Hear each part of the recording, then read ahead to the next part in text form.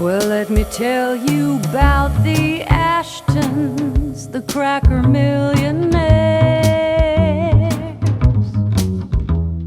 Mysteries most macabre is the fateful job they share. You say you've got a problem. Well, they're the ones to call. Ancient mummies, giant rats, slaying ghouls and vampire bats. Mysteries most macabre. Mysteries most macabre. Incorporated mysteries most macabre.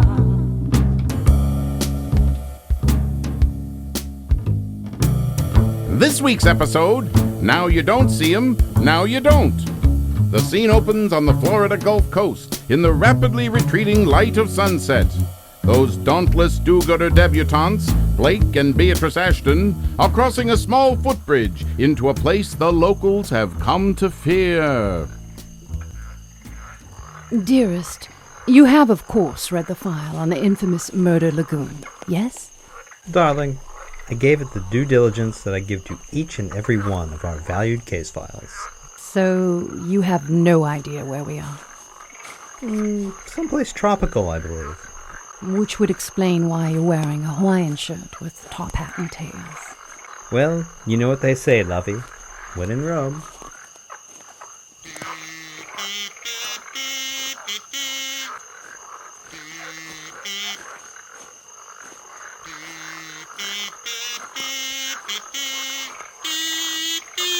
Blake, do you think this is the appropriate time for the kazoo?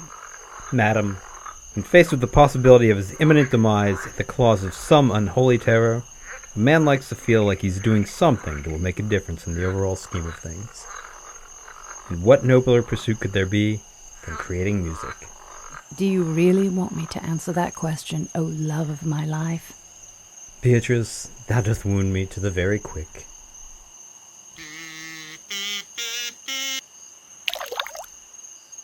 But that was my last kazoo. Oh really? How clumsy of me.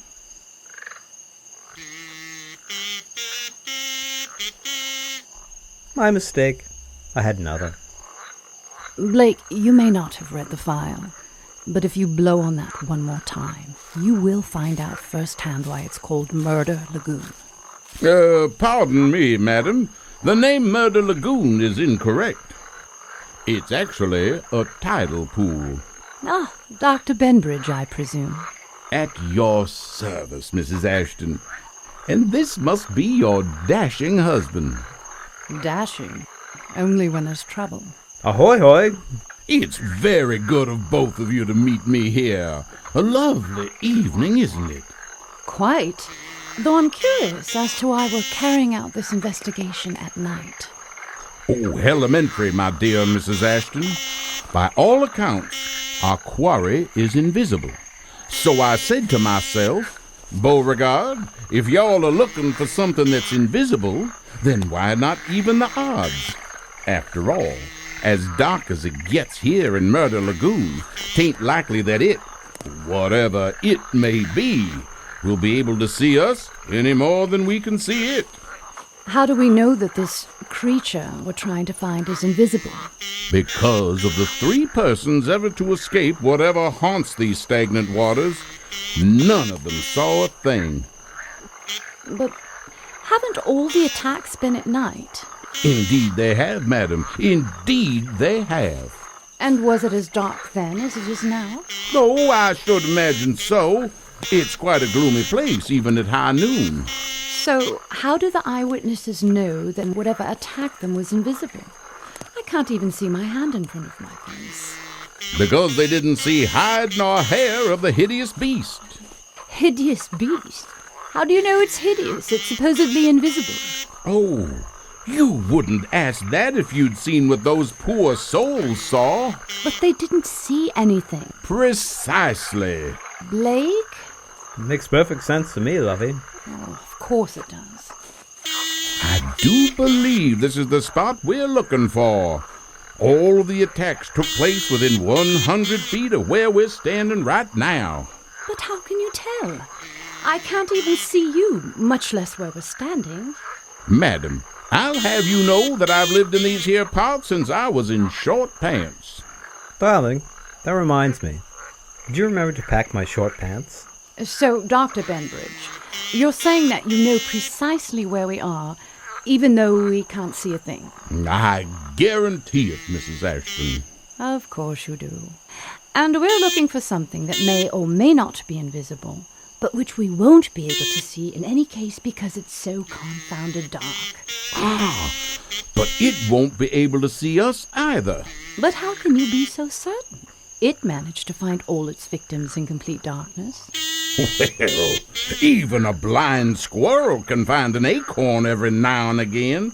We're looking for a blind squirrel? And just how do we know that these shotguns we've brought with us will do any unseen menace? Oh, madam, I assure you, there's nothing in these here parts that can stand up to 2 barrels of quadruple-aught buckshot. Certainly not a blind squirrel.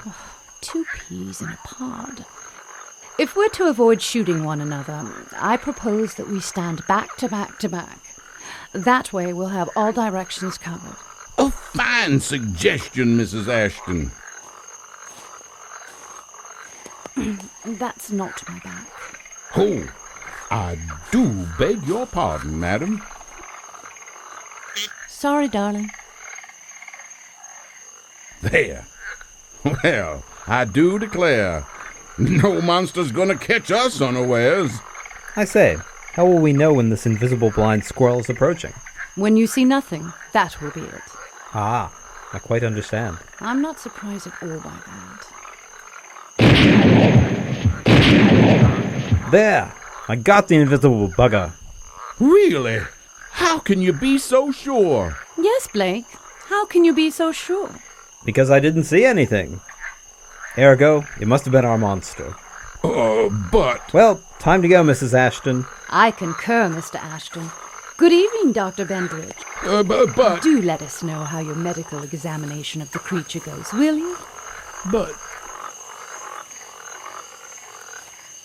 I'm quite impressed, Blake. A most succinct resolution to that most confusing situation. Come again? Pretending that you shot Dr. Benbridge's so-called invisible monster. It was absolutely brilliant. Pretending? You mean I missed? Play your kazoo, my pet.